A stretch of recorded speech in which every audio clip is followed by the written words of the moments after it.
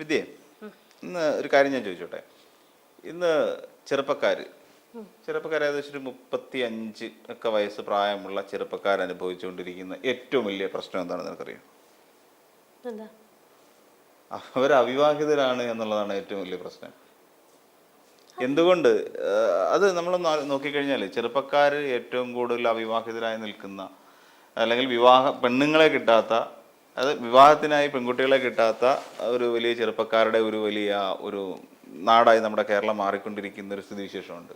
അതിനെക്കുറിച്ച് ഒരു സ്ത്രീ, നീ വിവാഹിതയാണ്, അപ്പം ഒരു സ്ത്രീ എന്നുള്ള നിലയിൽ എന്താണ് നിനക്ക് പറയാനുള്ളത്? അത് ആദ്യം തന്നെ പറയാം, 35 വയസ്സൊന്നും നമ്മൾ കണക്ക് കൂട്ടണ്ട. ഇപ്പൊ പൊതുവെ കിട്ടുന്നില്ല എന്നുള്ള ഒരു പ്രശ്നമുള്ള ചേട്ടൻ ഇപ്പൊ പറഞ്ഞു വരുന്നേ. ഇപ്പം സംഭവം ഇതാ, കേൾക്കുന്നവർക്ക് തമാശയായിട്ടൊക്കെ തോന്നും. അത് ഇപ്പൊ തമാശ എന്താ വെച്ചാൽ ഏറ്റവും കൂടുതൽ ഈ സംഭവം കേട്ടിട്ടുള്ളതെന്ന് പറഞ്ഞു കഴിഞ്ഞാൽ ഈ ഇൻസ്റ്റയിൽ ചിലപ്പം ചെറിയ കുട്ടികൾ, ഇപ്പൊ ഒത്തിരി പ്രായമില്ലാതെ പ്രണയ വിവാഹങ്ങൾ മിക്കവാറും നടക്കും. ഇപ്പൊ എല്ലാം സോഷ്യൽ മീഡിയയിൽ വൈറലാണല്ലോ എല്ലാ വീഡിയോസും. അങ്ങനെയുള്ള വീഡിയോസിന്റെ താഴെ സിംഗിൾ ആയിട്ടുള്ള ഞങ്ങൾ ഇതൊക്കെ കണ്ടിട്ട് എന്താ കാര്യം എന്നുള്ള രീതിയിൽ ഒരുപാട് കമന്റുകൾ വരുന്നുണ്ട്. സംഭവം വായിച്ച് തമാശയായിട്ട് വിടുമെങ്കിലും ഇപ്പൊ ചേട്ടൻ ചോദിച്ച ഒരു ചോദ്യം അത് കാര്യമാണ്. ഇപ്പൊ ഒരു പെൺകുട്ടി എന്ന നിലയിൽ ഞാൻ മനസ്സിലാക്കിയൊരു കാര്യം, പെൺകുട്ടി എന്ന നിലയിൽ നിന്നല്ല, നമുക്കിപ്പോൾ പൊതുവെ നമ്മുടെ സമൂഹത്തിലോട്ട് നോക്കിക്കഴിഞ്ഞാൽ നമുക്ക് കാണാൻ കഴിയുന്ന ഒരു കാര്യമുണ്ട്. ഇപ്പോഴത്തെ കാലത്ത് പെൺകുട്ടികൾക്ക് വിവാഹം ഒരു കാര്യമേ അല്ല, വിവാഹം വേണ്ട എന്ന് തീരുമാനിക്കുന്ന ഒരു പുതിയ തലമുറയാണ് ഇപ്പോൾ ഉള്ളത്. വിവാഹം വേണ്ട തുടരുക. കാരണം അതിന്റെ ഏറ്റവും വലിയൊരു കാര്യം എന്ന് പറഞ്ഞു കഴിഞ്ഞാൽ ഇപ്പോഴത്തെ പെൺകുട്ടികളെല്ലാം ശരിക്കും പറഞ്ഞാൽ ഇൻഡിപെൻഡന്റാ. ഇൻഡിപെൻഡന്റ് എന്ന് പറഞ്ഞു കഴിഞ്ഞാൽ ഇപ്പോഴത്തെ കുട്ടികളെല്ലാം വെൽ എഡ്യൂക്കേറ്റഡ് ആണ്, നല്ല ജോലിയുണ്ട്, അവര് സെൽഫ് സഫിഷ്യന്റ് ആയിട്ടുള്ള ലൈഫ്, അതായത് അവരൊന്ന് പ്രാപ്തിയായി അവരൊരു പഠിച്ചൊക്കെ ഇറങ്ങി കഴിഞ്ഞാൽ പെട്ടെന്ന് തന്നെ ജോലി കണ്ടെത്തുന്നു, അവരുടെ ലൈഫ് സെറ്റിലായിട്ടാണ് അവർ കൊണ്ടുപോകുന്നത്. അപ്പൊ ഇപ്പൊ പണ്ടായിരുന്നു ഭാര്യ ഭർത്താക്കന്മാരെന്ന് പറയും, അല്ലെങ്കിൽ എന്റെ ഭർത്താവ് എന്റെ ഭാര്യ എന്ന് പറഞ്ഞ ഒരു സങ്കല്പത്തിൽ നിന്ന് മാറി ഇപ്പൊ എന്താ പറയാ, ഇപ്പൊ പറയുന്നത് ലൈഫ് പാർട്ട്ണർ എന്നാണ് പറയുന്നത്. കാരണം ഇപ്പോഴത്തെ പെൺകുട്ടികൾക്ക് എന്താ വേണ്ടത്, ലൈഫിൽ വേണ്ടത് അവർക്ക് പാർട്ട്ണറിനെ, അവരുടെ ലൈഫ് ഷെയർ ചെയ്യാൻ പറ്റുന്ന ഒരു പാർട്ട്ണറിനെയാ വേണ്ടത്. പണ്ടത്തെ ആ കൺസെപ്റ്റിൽ നിന്ന് മാറി ഭാര്യ ഭർത്താവ് എന്റെ ഭാര്യ എന്നുള്ള കൺസെപ്റ്റ് മാറി ലൈഫ് പാർട്ട്ണർ എന്നുള്ള കൺസെപ്റ്റിലോട്ട് എത്തി. എന്തും ഷെയർ ചെയ്യാൻ പറ്റുന്ന ഒരു നല്ല സുഹൃത്ത്, ഒരു പാർട്ട്ണർ, അല്ല എങ്ങനെ വേണമെങ്കിലും അതിനെ ചിന്തിക്കാൻ കഴിയുന്ന ഒരു റിലേഷൻഷിപ്പായിട്ട് മാറി. പക്ഷേ അപ്പോഴും ആ ചോദ്യം അവിടെ അവശേഷിക്കുന്നു. അങ്ങനെ വരുമ്പോൾ എന്തുകൊണ്ടാണ് ഈ ഒരു പുരുഷനെ അല്ലെങ്കിൽ ഒരു പയ്യനെ, അപ്പം എന്തായാലും ഒരു ലൈഫ് പാർട്ട്ണർ ആവശ്യമാണല്ലോ, ഒരു ജീവിതമാകുമ്പോൾ ഒരു പാർട്ട്ണർ എപ്പോഴും വേണം. കാര്യം കുറേ കാര്യങ്ങൾ ഷെയർ ചെയ്യാൻ ഒരാൾ വേണം. അതോടൊപ്പം തന്നെ എപ്പോഴെങ്കിലും നമ്മളൊന്ന് തളർന്നു വീഴുമ്പോൾ നമ്മളെ ഒന്ന് പിന്നിൽ നിന്നൊന്ന് താങ്ങി നിർത്താൻ ഒരാൾ വേണം. അതോടൊപ്പം തന്നെ നമ്മുടെ ഏതൊരവസ്ഥയിലും നമ്മൾക്കൊപ്പം ഉണ്ടാവുക എന്ന് പറയുന്നതൊക്കെ ഈ പാർട്ട്ണർ എന്ന് പറയുന്ന ഒരു പാർട്ട്ണർ ആണെങ്കിലും ഭർത്താവാണെങ്കിലും ഭാര്യയാണെങ്കിലും ശരി.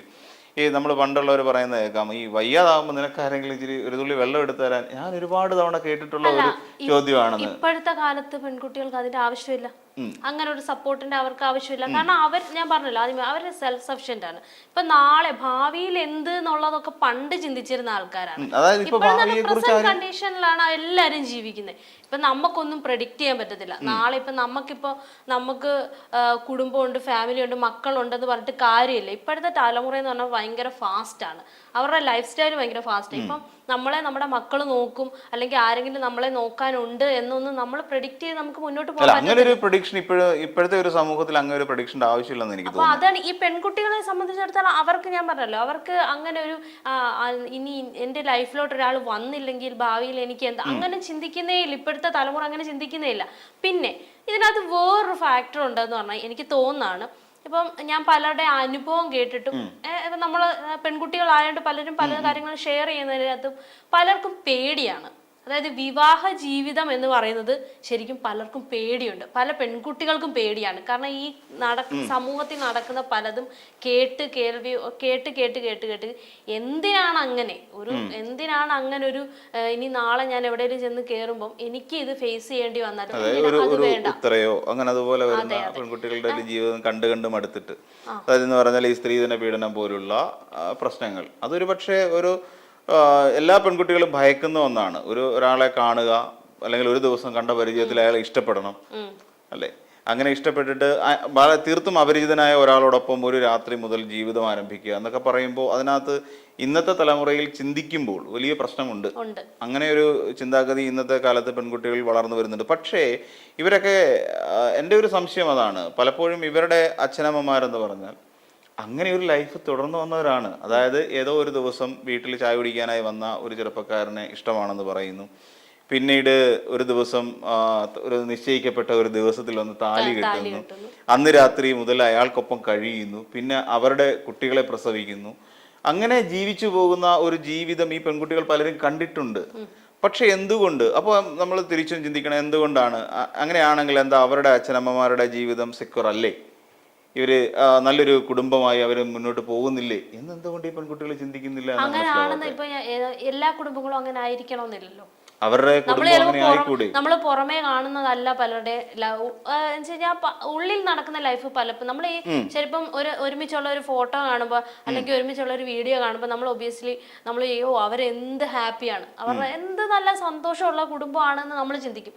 പക്ഷെ ചിലപ്പോൾ പിന്നിൽ നടക്കുന്നതായിരിക്കത്തില്ല. അപ്പൊ അത് കണ്ടു വളരുന്ന പെൺകുട്ടികളാണെങ്കിൽ, അല്ലെങ്കിൽ അത് കണ്ടു വളരുന്ന പെൺകുട്ടികളെന്ന് ഞാൻ പറയുന്നില്ല, കുട്ടികളാണെങ്കിലും അവരെന്ത് ചെയ്യും, അവരിൽ വിവാഹ ജീവിതം എന്നുള്ളത് അങ്ങ് വേണ്ട എന്ന് വെക്കും. അത് വേണ്ട. ഇപ്പൊ അനുഭവിക്കുന്ന ഫ്രീഡം, ഇപ്പൊ എന്താ പറയുന്നത്, ഫിനാൻഷ്യലി അനുഭവിക്കുന്ന ഫ്രീഡം ആണെങ്കിലും അല്ല പേഴ്സണലി അനുഭവിക്കുന്ന ഫ്രീഡം ഒക്കെ എന്തിനു ബ്രേക്ക് ചെയ്യണം എന്ന് ചിന്തിച്ചു തുടങ്ങും. ഇപ്പൊ അതിനകത്ത് മറ്റൊരു കാര്യം, ഫിനാൻഷ്യലി ഇപ്പം നീ പറഞ്ഞിട്ടുള്ള രണ്ട് കാരണങ്ങളിൽ ഒന്ന് ഇൻഡിപെൻഡൻസി, രണ്ട് എന്ന് പറഞ്ഞാൽ ഭയം. ഈ രണ്ട് കാര്യങ്ങൾ പറയുന്നത്. പിന്നെ ഫിനാൻഷ്യലായിട്ട് ഞാൻ പലപ്പോഴും കണ്ടിട്ടുള്ള മിക്കവാറും പുരുഷന്മാർക്ക് സാലറി കൂടുതലായിരിക്കും. ഇപ്പം സർക്കാർ ഉദ്യോഗം ഒഴിവാക്കി നിർത്തിക്കഴിഞ്ഞാൽ പെൺകുട്ടികൾക്ക് എടുക്കാൻ മാത്രമാണ് പലപ്പോഴും ഈ സ്വകാര്യ സ്ഥാപനങ്ങൾ ഒരു പിടിവാശി കാണിക്കുന്നത്. സാലറി പുരുഷന് ഇത്ര കൊടുക്കുമ്പോൾ സ്ത്രീക്ക് അതിപ്പോഴും ആ വേജസിന്റെ ആ ഒരു സിസ്റ്റം ഇപ്പോഴും നിലനിൽക്കുന്നുണ്ട്. അപ്പോഴും പെൺകുട്ടികൾക്ക് ഫിനാൻഷ്യലായിട്ടൊരു സ്റ്റെബിലിറ്റി വരണമെന്നുണ്ടെങ്കിൽ സെൽഫ് സഫിഷ്യൻ്റ് ആയാൽ മാത്രം മതിയാവുമോ? അല്ലെങ്കിൽ എനിക്കും ജോലി, എനിക്കൊരു ഭർത്താവ് വേണ്ട എന്നുള്ളൊരു ചിന്താഗതി മാത്രമായി ശരിയാവുമോ? ഒരു ഏണിംഗ് മെമ്പറും കൂടി ആ വീട്ടിലുണ്ടെങ്കിൽ കുറച്ചുകൂടെ ഫിനാൻഷ്യലി സ്റ്റെബിലിറ്റി ഉണ്ടാവില്ലേ? ഇപ്പം ഒരു ഭർത്താവ് ആഗ്രഹിക്കുന്നത് എൻ്റെ ഭാര്യ ഒരു ജോലി ചെയ്യുന്ന ഒരാളായിരിക്കണം, ഒരു ഏണിംഗ് മെമ്പർ ആയിരിക്കണം. പണ്ടൊക്കെ ഉള്ളവർ പറയും ഞാൻ ജോലിക്ക് പോകുന്നുണ്ട്, എൻ്റെ ഭാര്യയെ ജോലിക്ക് വിടുന്ന എനിക്ക് ഇഷ്ടമല്ല. നമ്മുടെ ഒരു ഫാമിലി ആയാൽ മീൻസ് ഒരു ഹസ്ബൻഡ് കുട്ടികളൊക്കെ ആയാലല്ലേ കമ്മിറ്റ്മെന്റ് കൂടത്തുള്ളൂ. ലൈഫ് ആണെങ്കിൽ അതിന്റെ ആവശ്യമേ ഇല്ല. അപ്പൊ പറഞ്ഞു തരുന്നത് കമ്മിറ്റ്മെന്റ് ഇല്ലാത്ത ഒരു ലൈഫാണ് പെൺകുട്ടികൾ ഇഷ്ടപ്പെടുന്നത്. അതെ, നേരത്തെ എനിക്ക് തോന്നുന്നു സർക്കാർ ഉദ്യോഗമുള്ള ആളുകൾക്ക് ജോലി പെണ്ണുങ്ങളെ കിട്ടുന്നുണ്ട്. സർക്കാർ ഉദ്യോഗം എന്ന് പറഞ്ഞാൽ അതിൽ എല്ലാം വരും. കേരള സ്റ്റേറ്റിന്റെയും സെൻട്രൽ ഗവൺമെന്റിലൊക്കെ ഉദ്യോഗസ്ഥന്മാർക്ക് ഇന്ന് പെണ്ണുങ്ങളുണ്ട്. ഈ പറയുന്ന നമുക്കറിയാവുന്ന പോലെ വളരെ അടുത്തറിയാവുന്ന ഒരു ചെറുപ്പക്കാരൻ ഒരു മോട്ടോർ വെഹിക്കിൾ ഇൻസ്പെക്ടർ ആയിരുന്നു. അവനാണ് സ്വന്തം ഭാര്യയെ കൊന്നത്. ഇതൊക്കെ നമ്മൾ കണ്ടു കഴിഞ്ഞ കുറെ കാര്യങ്ങളായിരുന്നു. ആ ഒരു ടൈം കഴിഞ്ഞു. ഞാൻ പറയാം, ഇപ്പൊ ഒരു ടൈം ഇപ്പൊ ഞാൻ പറയാം എന്റെയൊക്കെ ചെറുപ്പ സമയത്ത് എനിക്ക് തോന്നുന്നു, എനിക്കൊരു ഓർമ്മ വയ്ക്കുന്ന സമയത്തൊക്കെ അന്ന് ഗൾഫുകാരെ മതി ഒരു ടൈം ഫുള്ള്. ഗൾഫുകാരാണ് ഓക്കെ, ഗൾഫുകാരൻ, അത് ജോലി അവിടെ എന്താണെന്നുള്ളതൊന്നും പിന്നത്തെ സംഭവം, ഗൾഫുകാരനായാൽ മതി എന്നുള്ള ഒരു രീതി ഉണ്ടായിരുന്നു. പിന്നെ കഴിഞ്ഞ് അത് കുറച്ചുകൂടി ഇങ്ങോട്ട് മാറി കഴിഞ്ഞപ്പോൾ പട്ടാളക്കാര് ആ രീതിയിലുള്ളവരോട്ട് അങ്ങനെ പോയി. കുറച്ചുകൂടി ഇങ്ങോട്ട് വന്നപ്പോൾ എന്ത് ചെയ്തു, പെൺകുട്ടികൾ മീൻസ് ഗവൺമെന്റ് ജോലിക്കാർ മതി എന്നുള്ള ഒരു, ഗവൺമെന്റ് ജോലി ഉണ്ടോ കല്യാണം ഉറപ്പ്, അത് എങ്ങനെയുള്ള ആളാണോ എങ്ങനെ അതൊന്നും വിഷയമല്ല, ഗവൺമെന്റ് ജോലിയുണ്ട് കല്യാണം ഉറപ്പ് എന്നുള്ള ഒരു രീതി ഉണ്ടായിരുന്നു. പക്ഷെ അപ്പോഴും ഇങ്ങനെ ഇതിനിടയിൽ മുന്നിലത്തെ ഒരു കാര്യം പറയാം, പണ്ടൊക്കെ എന്താ നോക്കിയിരുന്നത്, അതായത് വീടുണ്ടോ, സ്വന്തമായിട്ട് വീടും കാര്യങ്ങളും നോക്കാൻ പ്രാപ്തിയുണ്ടോ. ഒരു കുറച്ചു കാലം പുറയിലോട്ടുകൂടെ ചിന്തിച്ചു കഴിഞ്ഞാൽ നോക്കാൻ പ്രാപ്തിയുണ്ടോ എന്ന് ചിന്തിക്കും. ചിലപ്പോൾ അതൊരു കൂലിപ്പണിയായിരിക്കും, അന്നു കൊണ്ടുവരുന്നത് കൊണ്ട് അവന് നോക്കാൻ പ്രാപ്തിയുള്ളവനാ, അന്ന് അവന്റെ കയ്യിലോട്ട് പിടിച്ചു കൊടുക്കാമെന്നുണ്ടായിരുന്നു. പക്ഷെ അത് മാറിയാണ് ഗൾഫുകാരൻ ഈ പറഞ്ഞതുപോലെ പിന്നീട് ഈ ഗവൺമെന്റ് ജോലി എന്നുള്ള രീതിയിലോട്ട് വന്നത്. പക്ഷെ ഇന്നത്തെ കാലത്ത് ശരി, വിവാഹത്തിലോട്ട് ഒരു വിഭാഗം വിവാഹം വേണ്ട എന്ന് വെക്കുന്നു. പക്ഷെ വിവാഹത്തിലോട്ട് കടക്കാൻ ആഗ്രഹിക്കുന്ന ആണോ പെണ്ണോ, ശരി പെൺകുട്ടിയാണെന്ന് തന്നെ നമുക്ക് വിചാരിക്കാം. അവര് പെൺകുട്ടികളെ എടുത്തു കഴിഞ്ഞാൽ അതിനകത്ത് പെട്ടെന്നൊരു സംഭവം പറഞ്ഞു വെച്ച് കഴിഞ്ഞാല്, ഇപ്പൊ ചേട്ടൻ ആദ്യം ചോദിച്ച സംഭവം, അതായത് എന്തുകൊണ്ട് ആൺകുട്ടികൾക്ക് പെണ്ണ് കിട്ടുന്നില്ലെന്ന്. ഇപ്പോഴത്തെ കാലത്ത് പെൺകുട്ടികൾ നോക്കുന്നത് വിദ്യാഭ്യാസമാണ് നോക്കുന്നത്. മസ്റ്റായിട്ടും എഡ്യൂക്കേഷൻ ക്വാളിഫിക്കേഷൻ നോക്കിയാണ് ഇപ്പോഴത്തെ പെൺകുട്ടികൾ ലൈഫിനെ സെക്യൂർ ആക്കുന്നത്. കാരണം ഇപ്പം ചിലപ്പോൾ വീടുണ്ടാവില്ല, വാടക വീട്ടിലായിരിക്കും താമസിക്കുന്നത്, പക്ഷേ നല്ല വിദ്യാഭ്യാസമുള്ള ഒരാൾ. അപ്പൊ അങ്ങനെ നല്ല വിദ്യാഭ്യാസമുള്ള ഒരാളാവുമ്പം അവർക്ക് എന്താ ഭാവിയിലും അത് ഗുണം ചെയ്യും. ഭാവിയിലെങ്കിലും നല്ലൊരു ജോലി കിട്ടാൻ. അപ്പൊ എന്ന് പറഞ്ഞാൽ ഒരു ട്രെൻഡ് മാറിയിട്ടുണ്ട്. ഇപ്പൊ ഗൾഫുകാരനെ വേണ്ട, ഇപ്പൊ UK-ലുള്ള ആളെ മതി. അല്ല, അപ്പൊ ഞാൻ എൻ്റെ ഒരു സംശയം അതല്ല, അപ്പം ഈ കേരളത്തിലുള്ള കുട്ടി, അതായത് ചെറുപ്പക്കാരിൽ ഏറിയ പങ്കും ഇപ്പൊ അതായത് അവിവാഹിതരായി നിൽക്കുന്നതിൽ ഏറിയ പങ്കും എന്ന് വെച്ചാൽ അൺഎഡ്യൂക്കേറ്റഡ് ആയിട്ടുള്ള ആൾക്കാരാണോ? അല്ല, പിന്നെ എന്തുകൊണ്ടാണ്? അപ്പൊ എഡ്യൂക്കേഷൻ എന്ന് പറയുന്ന മാനദണ്ഡം ഈ എഡ്യൂക്കേഷൻ ഉണ്ടായിട്ടും വിവാഹം നടക്കുന്നില്ല എന്നുള്ള ഒരു പ്രശ്നം ഉള്ളിടത്താണ് ഞാൻ പറഞ്ഞ ആ ഭയം. ഞാൻ ആദ്യം ഇടയ്ക്ക് പറഞ്ഞ സാധനമുണ്ട്, ഭയം എല്ലാവർക്കും ഉണ്ട്, എല്ലാ പെൺകുട്ടികൾക്കും ഉണ്ട്. ഞാൻ തന്നെ പറഞ്ഞുതരാം. ഇപ്പൊ എനിക്ക് ഏറ്റവും പരിചയമുള്ള ഒരാള് അടുത്തിടെ സംഭവിച്ചു കഴിഞ്ഞാൽ ആളുടെ കല്യാണം ഒക്കെ നോക്കുന്നുണ്ട്, പെണ്ണ് കാണലൊക്കെ നടക്കുന്നു, അങ്ങനെ വീട്ടുകാരൊക്കെ തകൃതിയായിട്ട് കല്യാണാലോചന നടക്കുന്നു. പക്ഷെ ഓക്കെ, കല്യാണമൊക്കെ കണ്ട് പെണ്ണ് കാണുമ്പോൾ ഓക്കെ, ആ കുട്ടിക്ക് ഓക്കെ ആണ്. പക്ഷേ ഫാമിലിക്ക് ഓക്കെയാണ്, വന്ന് കണ്ടു, ഫിനാൻഷ്യലി കുഴപ്പമില്ല, ജോലി കുഴപ്പമില്ല, എല്ലാം ഓക്കെ, വീട്ടുകാർക്ക് സമ്മതം.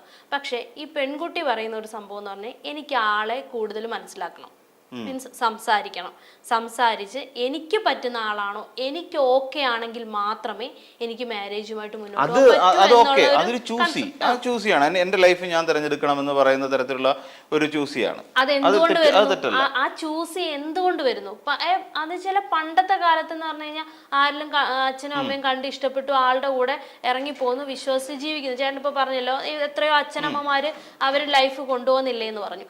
പക്ഷെ ഇവിടുത്തെ ഒരു പ്രശ്നം എന്ന് പറഞ്ഞു കഴിഞ്ഞാൽ ആരെ ഇപ്പോഴത്തെ കാലത്ത് വിശ്വസിക്കാൻ പറ്റാത്ത ഒരു അവസ്ഥയുണ്ട്. അത് ആണോ പെണ്ണോ രണ്ടുപേരുടെയും കാര്യമാണ്. പക്ഷെ പെൺകുട്ടികളെ സംബന്ധിച്ചിടത്തോളം അവരവരുടെ വീട് വിട്ട് മറ്റൊരു വീട്ടിലോട്ട് പോവാം. അതായത് ഒരു ചെടി ഇവിടുന്ന് പറിച്ച് മറ്റൊരിടത്ത് നടുന്ന ഒരു അവസ്ഥയിലോട്ടാണ് അവർ പോകുന്നത്. അപ്പൊ അവര് കുറച്ചുകൂടെ കോൺഷ്യസ് ആയിരിക്കും. ഇനിയും എൻ്റെ മറ്റൊരു സംശയമുണ്ട്. ഈ പറഞ്ഞ ഭയം എന്ന് പറയുന്ന ഒരു കാരണം അവിടെ ഇരിക്കുന്നു. വീട്ടുകാര് പ്രഷർ ചെയ്യുമ്പോൾ എന്ത് ചെയ്യും? വീട്ടുകാരെ കൺസേൺ ചെയ്യണ്ടേ? ഇപ്പോൾ അതായത് ഒരു അച്ഛനമ്മമാര് ഒരു പക്ഷേ പഴഞ്ഞ രീതി ചിന്തിച്ചു കഴിഞ്ഞാൽ ഒരു അച്ഛനമ്മമാരായി കഴിഞ്ഞാൽ മക്കളെ കെട്ടിച്ച് വിവാഹിതരാക്കണം, അവരെ കല്യാണം കഴിപ്പിക്കണം, എന്നിട്ട് അവരുടെ കുട്ടികളൊക്കെ ഉണ്ടാവണം എന്ന് പറയുന്ന ഒരു ട്രഡീഷണൽ ആയിട്ടുള്ള ചില വാല്യൂസ് എന്ന് പറയാൻ, ട്രഡീഷണൽ വാല്യൂസ്. അപ്പോൾ ഇത്തരത്തിലുള്ള വാല്യൂസ് ആരും പിന്തുടരണ്ട എന്നുള്ളതാണോ അതിൻ്റെ ഒരു അർത്ഥം? അതായത് എനിക്ക് ഒരാളെ കണ്ടു, ഒരു പക്ഷേ അതിന് മുമ്പ് നമ്മൾ ഈ വിദേശ രാജ്യങ്ങളിലൊക്കെ നമ്മൾ കണ്ടിട്ടുള്ള പോലെ ഡേറ്റിംഗ് എന്ന് പറയുന്ന ഒരു സംഭവം, അങ്ങനെയുള്ള കാര്യങ്ങളൊക്കെ ഉണ്ട്. അപ്പം ഇത്തരത്തിലുള്ള ട്രഡീഷണൽ വാല്യൂസ് പിന്തുടരാതെ മറ്റൊരിടത്തുനിന്ന് അഡോപ്റ്റ് ചെയ്യുന്ന ചില വാല്യൂസിനെ മാത്രം നമ്മൾ പിന്തുടർന്നാൽ മതിയോ എന്നുള്ളതാണ്. മതിയില്ലേ? കാരണം എല്ലാവരും ഇപ്പം പേഴ്സണലി ഞാൻ ചോദിക്കട്ടെ, ചേട്ടൻ എന്താ ആഗ്രഹിക്കുന്നത്? ചേട്ടന്റെ ഹാപ്പിനെസ് ആണ് ആഗ്രഹിക്കുന്നത് അല്ലേ? ഇപ്പൊ ഇപ്പൊ ഫാമിലി എന്ന് പറയുന്ന ഫാമിലി എന്ന് പറയുന്നവര് നമ്മൾ ഒരു കല്യാണം കഴിപ്പിച്ചു വിടുന്നു, അവരുടെ ഉത്തരവാദിത്വം അവിടെ കഴിഞ്ഞു. ജീവിക്കേണ്ടത് നമ്മളാണ് അല്ലെ? ലൈഫ് ലോങ് ജീവിക്കേണ്ട 10, 20, 25, 30 കൊല്ലം ഒരുമിച്ച് ജീവിക്കേണ്ട നമ്മളാണ്. അവിടെ സ്ട്രഗിൾ ചെയ്ത് ജീവിക്കണോ അതോ സിംഗിൾ ആയിട്ട് ഹാപ്പി ആയിട്ട് ജീവിക്കണോ? അപ്പൊ ഹാപ്പിനെസ് എന്ന് പറയുന്ന ഒരു കാര്യത്തിനാണ് കൂടുതൽ പ്രാധാന്യമുള്ളത് അല്ലേ? ഹാപ്പിനെസ്സിനാണ് നമ്മുടെ ലൈഫിൽ ഏറ്റവും കൂടുതൽ. രാത്രി കിടന്നുറങ്ങുമ്പോൾ സമാധാനമായിട്ട് കിടന്നുറങ്ങണം, രാവിലെ സമാധാനമായിട്ട് എഴുന്നേൽക്കണം, എല്ലാവരും ആഗ്രഹിക്കും. പക്ഷേ ഈ ഒരു പ്രണയം എന്ന് പറയുന്നത് അല്ല, അതുകൊണ്ടാണ് വിവാഹം വേണ്ട എന്ന് വെക്കുന്നതെന്നല്ല ഞാൻ പറയുന്നത്. കാരണം പേടി ഉള്ളിലുണ്ട്, എല്ലാ പെൺകുട്ടികൾക്കും ഉള്ളിൽ ഒരു പേടിയുണ്ട്. ഞാൻ ചെന്ന് കയറുന്നിടത്ത് എന്തായിരിക്കും അവസ്ഥ, അവിടെ എന്ത് സംഭവിക്കും എന്നൊക്കെ ഉള്ളൊരു പേടി ഉള്ളിലുണ്ടെന്ന് എനിക്ക് തോന്നുന്നു. അൾട്ടിമേറ്റ് ആയിട്ട് എനിക്ക് ഇപ്പം അത് ഈ സംഭവം ഇങ്ങനെ ദിവസവും ഇങ്ങനെ ഓരോന്ന് കഥകൾ ഇങ്ങനെ നീ പറഞ്ഞ അനുസരിച്ച് നോക്കുമ്പോൾ ഇന്ന് പെൺകുട്ടികൾ വിവാഹത്തിൽ നിന്ന് പിന്നോട്ട് പോകുന്നതിന്റെ പ്രധാനപ്പെട്ട കാരണം ഫിനാൻഷ്യൽ സ്റ്റെബിലിറ്റി ഒന്നും അല്ല, ഭയം എന്നുള്ളത് തന്നെയാണ് എന്നാണ് പറഞ്ഞു വരുന്നത്. ഇനി മറ്റൊരു കാര്യം, ഒരാളെ ഗാഠമായി പ്രണയിക്കുന്നു. എനിക്ക് തോന്നുന്നു വിദ്യയുടെ വിവാഹം പ്രണയവിവാഹമായിരുന്നു. അപ്പം പ്രണയിക്കുന്നു, ആ പ്രണയത്തിന് ശേഷം ശരിക്കും പല ജീവിതങ്ങളും ഞാൻ നേരിട്ട് കണ്ടിട്ടുള്ള പല കുടുംബങ്ങളിലും ആ വിവാഹം കഴിഞ്ഞുള്ള ആ ജീവിതം എന്ന് പറയുന്നത് വളരെ ഫ്ലോപ്പായിരിക്കും. ഈ പറയുന്ന നമ്മുടെ കേരളത്തിൽ ഏറ്റവും കൂടുതൽ കേസുകൾ, ഡിവോഴ്സ് കേസുകൾ പെൻഡിങ് കിടക്കുന്ന കേരളത്തിലെ കുടുംബ കോടതികളാണ്. നമ്മൾ ആരെങ്കിലും വിശ്വസിക്കൂ? ഇത്രയും എഡ്യൂക്കേറ്റഡ് ആയിട്ട് നിൽക്കുന്ന ആൾക്കാർക്കിടയിൽ, നമ്മൾ കേരളീയർക്കിടയിലാണ് വിവാഹമോചനങ്ങൾ ഏറ്റവും അധികം ഉണ്ടാകുന്നത്. അപ്പം ആ ഒരു പിന്നെ അതിൽ ഏറിയ പങ്കും വരുന്ന പ്രണയവിവാഹങ്ങളാണ്. എല്ലാ പ്രണയവിവാഹങ്ങളും അങ്ങനെ ആവില്ല. ഏറിയ പങ്കും എന്നാണ് ഞാൻ പറഞ്ഞത്, എല്ലാം എന്നല്ല ഞാൻ പറഞ്ഞത്. ഏറിയ പങ്കും പിന്നെ പരാജയത്തിലേക്കാണ് പോകുന്നത്. ഫാമിലി ലൈഫ് പരാജയമായിരിക്കും. അതിനൊരു കാരണമുണ്ട്. ആ കാര്യം അതിന് മുമ്പ് കുറെ കാലം ഏകദേശം 3, 4, 5 വർഷം പ്രണയിച്ചിട്ട് വിവാഹം കഴിച്ചാൽ ഈ ഒരു പ്രശ്നം ഉണ്ടാകുന്നുണ്ട്. എന്തുകൊണ്ട് സംഭവിക്കുന്നു? പ്രണയ വിവാഹത്തിൽ ഇപ്പൊ രണ്ട് സംഭവം. ഇപ്പം പ്രണയ വിവാഹത്തിൽ ഉണ്ടാവുന്ന പ്രശ്നം എന്ന് പറഞ്ഞത് പ്രണയിക്കുമ്പോൾ നമ്മൾ എന്താ പറയാ വേറൊന്നും കൺസിഡർ ചെയ്യുന്നില്ല, മീൻസ് പ്രണയം മാത്രമാണ് അവിടെ. അത് കഴിഞ്ഞ് നമ്മളൊരു ലൈഫിലോട്ട്, അതായത് മീൻസ് വിവാഹ ജീവിതത്തിലോട്ട് കടന്നു കഴിയുമ്പോഴുള്ള പ്രശ്നം വെച്ചാൽ അവിടെ കുട്ടികളായി, കുടുംബമായി, പ്രാരാബ്ദങ്ങളായി. അപ്പൊ എന്ത് ചെയ്യും, നമ്മുടെ ചില പ്രേമ സല്ലാപങ്ങളും കാര്യങ്ങളും ഒക്കെ കുറഞ്ഞു വരും. അപ്പൊ ഒബ്വിയസ്ലി ചിലപ്പം ഈ കൂടുതൽ എനിക്കൊന്ന് പെൺകുട്ടികൾക്കാണ് തോന്നുന്നത് ഈ ഓവർ തിങ്കിങ് ഉള്ളത്. അപ്പൊ നമുക്ക് തോന്നും അല്ല അതെ അപ്പൊ നമുക്ക് തോന്നും ഓ നമ്മളോട് സ്നേഹം കുറഞ്ഞു വരുന്നുണ്ടോ എന്നൊക്കെയുള്ള ഒരു ഈ തിങ്കിങ്ങിന്റെ കൂട്ടത്തിലുള്ള പ്രശ്നങ്ങൾ വരും. അത് ബാലൻസ് ചെയ്യാൻ പറ്റിയ ആ ലൈഫ് സുഖമായിരിക്കും. മീൻസ് ബാലൻസ് ചെയ്യാൻ പറ്റുകയെന്ന് പറഞ്ഞു കഴിഞ്ഞാൽ ഈ മീൻസ് നമ്മളെ സപ്പോർട്ട് ചെയ്യുന്നുണ്ട് എന്ന് ഈ രണ്ടുപേരും, അത് ഒരാളെന്ന് ഞാൻ പറയുന്നില്ല, ഇപ്പൊ ഹസ്ബൻഡ് ആണെങ്കിലും വൈഫ് ആണെങ്കിലും അങ്ങോട്ടും ഇങ്ങോട്ടും സപ്പോർട്ട് ചെയ്തും അങ്ങോട്ടും ഇങ്ങോട്ടും എല്ലാം എന്ത് തെറ്റങ്ങളും കുറ്റങ്ങളും ഉണ്ടെങ്കിലും അത് ഓപ്പൺ ആയിട്ട് സംസാരിച്ചും അതിനെ അങ്ങോട്ടും ഇങ്ങോട്ടും ബാലൻസ് ചെയ്ത് പോയി കഴിഞ്ഞാൽ ഏത് വിവാഹവും സക്സസ്ഫുൾ ആയിരിക്കും. അതിപ്പോൾ പ്രണയവിവാഹമാണെങ്കിലും ഈ എത്രയോ, ശരിക്കും പറഞ്ഞാൽ പ്രണയവിവാഹത്തിൽ നമ്മൾ പ്രേമിച്ചു വന്ന് കല്യാണം കഴിച്ചു, അറേഞ്ച് മാരേജ് കഴിഞ്ഞിട്ട് പ്രണയിക്കുന്നവരില്ലേ? അവരുടെ ശരിക്കും അറേഞ്ച്ഡ് മാരേജിൽ അവരുടെ പ്രണയം സംഭവിക്കുന്നത് വിവാഹത്തിന് ശേഷമാണ്. വിവാഹത്തിന് ശേഷമുള്ള ആദ്യകാലങ്ങൾ, പണ്ടുള്ളവർ ഈ കല്യാണത്തെ കുറിച്ച് പറയുന്ന ഒരു സാധനമുണ്ട്. ആദ്യത്തെ വിവാഹം കഴിഞ്ഞ് ആദ്യത്തെ 6 മാസം ഭാര്യ പറയുന്നതെല്ലാം ഭർത്താവ് കേൾക്കും.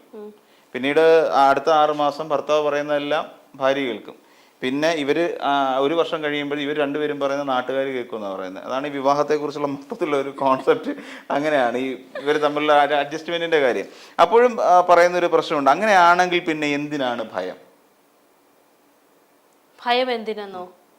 അതായത് ഞാൻ ചോദിച്ച, അതായത് ഇവിടെ ഭാര്യയും ഭർത്താവും അങ്ങോട്ടും ഇങ്ങോട്ടും സഹകരിച്ച് പ്രശ്നങ്ങളെല്ലാം പരിഹരിച്ച് മുന്നോട്ട് പോവുകയാണെങ്കിൽ പോകുന്നു എന്നല്ലേ പറയുന്നത്. അതാണല്ലോ എല്ലാവരും വിവാഹ ജീവിതത്തിൽ ആഗ്രഹിക്കുന്ന ഒരു സാധനം അത് തന്നെയാണ്. അപ്പൊ പിന്നെ എന്തിനാണ് ഭയക്കുന്നത്? ആ ഒരു മനസ്ഥിതി ഒരു പെണ്ണിനുണ്ടെങ്കിൽ പിന്നെ എന്തിനാ ആണിനെ പേടിക്കണം? അത് ഞാൻ തുടക്കത്തിലേ പറഞ്ഞു. ന്യൂ ജനറേഷൻ, ഈ ഒരു ജനറേഷൻ